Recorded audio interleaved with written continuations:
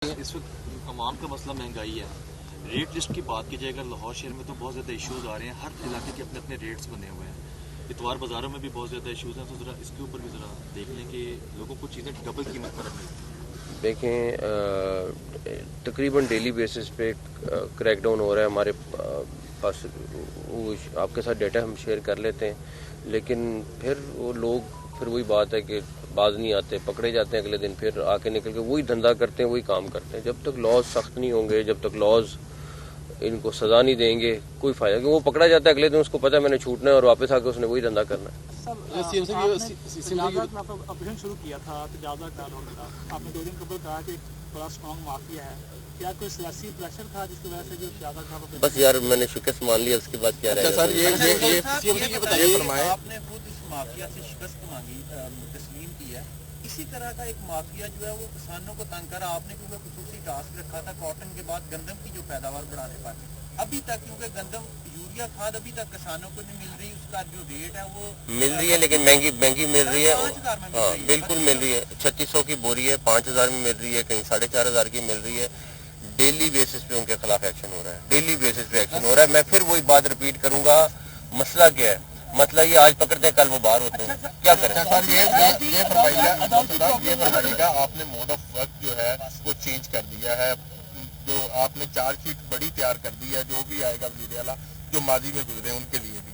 क्या आप समझते हैं कि लोग कहते थे कि निगरान हुकूमत काम नहीं कर सकती? आपने बहुत से पोर्शन पे काम किया, इसमें ह्यूमैनिटी का एंगल ज्यादा था, हॉस्पिटल थे, रोड्स थे, और इस सूरत हाल में आज ये तयगा मुझे लगता है कि सर्दी हो, गर्मी हो, जैसा भी मौसम हो, आप बाहर नजर आते हैं। आपकी तबीयत नसाज सी लग रही है मुझे आज जिस तरह आप बात कर रहे हैं। सर क्या वजह है? नहीं, अल्लाह ताला खैर करे, मेरी बात सुने। मगर हम इंशाल्लाह ताला मुझे अल्लाह ताला से उम्मीद है कि अगली हुकूमत जो आएगी हमारे से बेहतर और ज्यादा काम करेगी। मैं अल्लाह ताला से दुआ कर रहा हूँ। ये बताइए कि जो स्मोक की भी छुट्टियां दी गई और सर्दियों की वजह से छुट्टियां दी गई, तो प्राइवेट स्कूल एसोसिएशन की जान से बार बार कहा जा रहा है कि जो बच्चों का टाइम था तैयारी का वो पूरा नहीं हो सका, तो जो मैट्रिक के इम्तहान तो उसमें कम से कम 1 महीने का इजाफा किया जाए, को टाइम दिया जाए। तो इस हवाले से कोई तजवीज़ ज़ेर गौर है, क्या करेंगे? नहीं, कोई तजवीज़ ज़ेर गौर नहीं, टाइम पे होगा सारा कुछ, कोई इतना इशू नहीं है। ये बताइएगा कि CBD थोड़ा सा आगे जाएगा, जो टाइमलाइन आपने दी थी, आपने फंड बचाए, फंड इसमें क्या आपको थोड़े फंड्स रेज होंगे जो मनसूबा आगे जाएगा? नहीं, फंड सारा कुछ ठीक है, सिर्फ डिले आया है और होना नहीं चाहिए था, लेकिन आया है।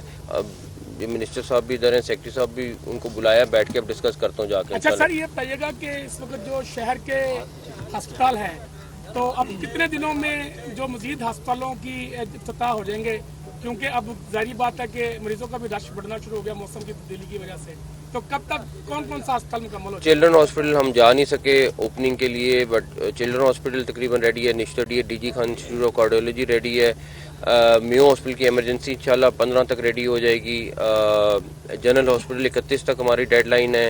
चिल्ड्रन हॉस्पिटल इंशाल्लाह अगले 10-12 दिन में रेडी हो जाएगा। भावलपुर 31 जनवरी को रेडी हो जाएगा। निश्तर 1 31 जनवरी को रेडी हो जाएगा।